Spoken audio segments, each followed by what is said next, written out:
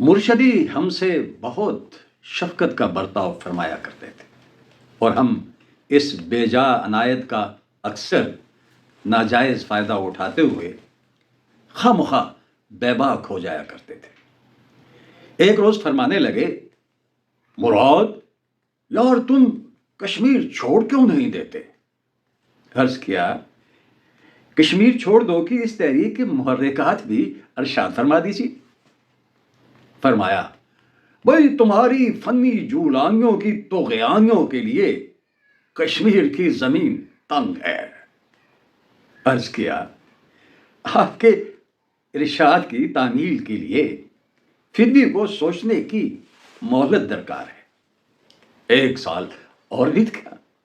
ایک دن دوبارہ ملاقات ہوتی ہے تو پھر ارشاد فرماتے ہیں، یار مراد وہ ہماری مراد پوری نہیں ہوئی، تم نے ابھی تک کشمیر سے ہجرت کا نہیں سوچا۔ عرض کیا، جی بہت سوچا۔ فرمایا، تو پھر کیا نتیجہ نکلا بھائی؟ عرض کیا کہ آپ کا مشورہ برحق ہے، مجھے بھی ایسے ہی محسوس ہوتا ہے کہ جیسے کشمیر نے مجھے اگل دیا ہے۔ وہ ہنستے ہوئے بولے، بھائی کیا خوب کہا، اگل دیا ہے، واہ! تو پھر فی الفور وہاں سے چل پڑو۔ بات آئی گئی ہو گئی، 1 سال اور بیت گیا۔ ایک دفعہ انہیں پھر خیال آیا تو ارشاد فرمایا، ہاں تو بھائی مراد تم پچھلے سال کہہ رہے تھے کہ کشمیر نے تمہیں اگل دیا ہے، تو بھلا اب یہ بتاؤ کہ وہاں کیا کر رہے ہو؟ عرض کیا، مرشدی اگلے جانے کے بعد کے عمل سے گزر رہا ہوں۔ فرمایا، وہ کیا؟ عرض کیا، گھل سڑ رہا ہوں۔ اس پر ایک زوردار قہقہ لگاتے ہوئے بولے، واہ بھائی واہ، کیا خوب کہا، اگل دیا ہے، واہ! اب جلدی کرو، اس سے پہلے کہ کوئی تمہیں اٹھا کر ادھر ادھر پھینک دے، تم خود کشمیر سے نکل آؤ۔ ہاں، مرشدی دنیا چھوڑ گئے لیکن ہم کشمیر نہ چھوڑ پائے۔ ان کی مراد پوری کرتے تو اور بامراد ٹھہرتے۔ دراصل ان کی چشم بینا اس بات کا کامل ادراک رکھتی تھی کہ کشمیر میں تخلیق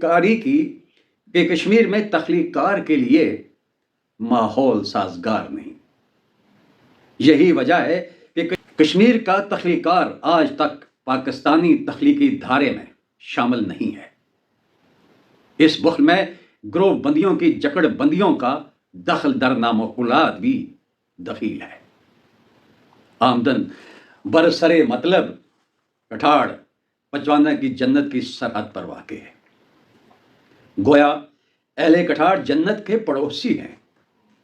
ہم دھیرے دھیرے جنت کے کریائے شاداب کے قرین ہو رہے ہیں۔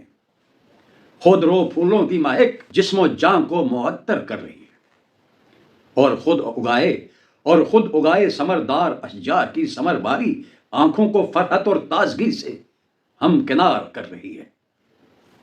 ابھی چند دن پہلے پچوانا کی سرحد پر شیطان نے ایک معصوم کلی مسل ڈالی۔ کم سن کمل مطلوب نے اپنے شفق رنگ لہو کا خراج دے کر پچوانا کی جنت میں شیطان کو داخل ہونے سے روک دیا۔ ایک تختہ دیوار پر مثالی معاشرہ پچوانا کا نوشتہ ہے۔ پچوانا کا مطلب ہمارے خضر راہ نے 5 راستے بتایا۔ آزادی سے پہلے 5 ہی ہوئے ہوں گے، اب ایک رہ گیا ہے۔ گمان ہوتا ہے کہ آزادی کے بعد ترقی معکوس کا سفر شروع ہوا ہے۔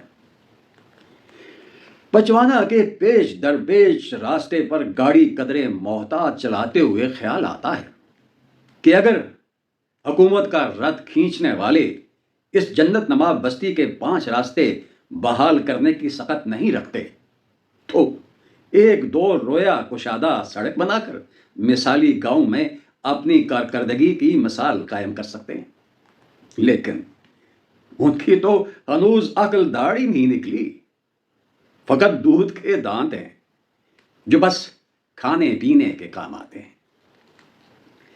جنت نما بستی ہری بھری اور شاداب ہے۔ یہ ہریالی جنت مکینوں کی رہین منت ہے جو اپنی مدد آپ کے تحت پودے لگاتے اور ان کی آبیاری کا ثواب دارین کماتے ہیں۔ گویا ایک درخت لگاتے ہیں اور جنت میں گھر بناتے ہیں، اور ہر گھر میں 15 قسم کے ثمردار اشجار اگاتے ہیں۔ مثالی معاشرے کے پہلے پڑاؤ کا پہلا گھر کتاب گھر ہے، جس سے عیاں ہوتا ہے کہ اس معاشرے کی ترجیح اول فروغ علم ہے اور ترجیح دوم فلاح و بہبود۔ یہ کتب خانے کے ساتھ ایک مال خانہ ہے جس میں ضرورت کا سامان رکھ دیا جاتا ہے، جہاں سے ضرورت مند اپنی ضرورت کے مطابق لے جاتے ہیں۔ معلوم نہیں کون رکھتا ہے اور کون لے جاتا ہے۔ حاجت بھی پوری ہو جاتی ہے اور انا کا بھرم بھی رہ جاتا ہے۔ کتب خانے سے کتب کا آون جاون بھی اسی ڈھب سے جاری و ساری ہے۔ یہاں پر کتابی سرقہ بازوں کا داخلہ ممنوع ہے جو مستعار کتاب کا ادھار کبھی نہیں چکاتے۔ امانت کے طور پر جو کتاب لے جاتا ہے وہ مطالعے کے بعد پوری دیانت اور شرافت سے واپس وہیں رکھ جاتا ہے۔ اس سے آگے باغ عدن کا در کھلتا ہے۔ خدائی جنت کے دروازے پر ایک درباں فرشتے قبلہ رضوان کا ذکر ملتا ہے، جس سے غالب نے اپنی استاد طبع کے طفیل متوقع لڑائی کا خدشہ بھی ظاہر کیا تھا۔ کیا ہی رضواں سے لڑائی ہوگی، کیا ہی رضواں سے لڑائی ہوگی، گھر تیرا خلد میں گھر یاد آیا۔ مگر پچوانہ کی جنت کے دروازے پر رضوان کے بجائے ہمارے میزباں شادماں لب خنداں پھولوں کے نرستہ گلدستے اور ہار تھامے ہمارا رستہ دیکھ رہے ہیں۔ لاریب نیک لوگوں کا جنت میں اسی چھپ سے استقبال ہوتا ہوگا۔ ہم اگرچہ اتنے نیکوکار ہرگز نہیں ہیں، تاہم ریہرسل کرنے میں کیا مذائقہ ہے۔ چنانچہ آگے بڑھ کر سر تسلیم خم کیا اور ان محبت شناس نیک فطرت افراد نے نہ صرف ہار ہمارے گلے میں ڈالے بلکہ ہمیں بھی گلے سے لگا کر وہ محبت منتقل کرنے کی جسمانی کوشش کی جو ان کی سرشت میں روحانی طور پر شامل ہو چکی ہے۔ ہر چہرہ چاہت سے لبریز، ہر آنکھ محبت سے پر نور، گویا نورن علی نور۔ مثالی معاشرے کی اس سلطنت میں کوئی بادشاہ ہے نہ رعایا، کوئی راجا ہے نہ پرجا، کوئی حاکم ہے نہ محکوم، سب آزاد ہیں اور زندگی کا کاروبار کسی انجان خودکار نظام کے تحت تیز رفتار چل رہا ہے۔ اس برق رفتاری سے واضح ہوتا ہے کہ ہر آدمی نے اپنی ذمہ داری پوری ایمانداری سے قبول کر رکھی ہے۔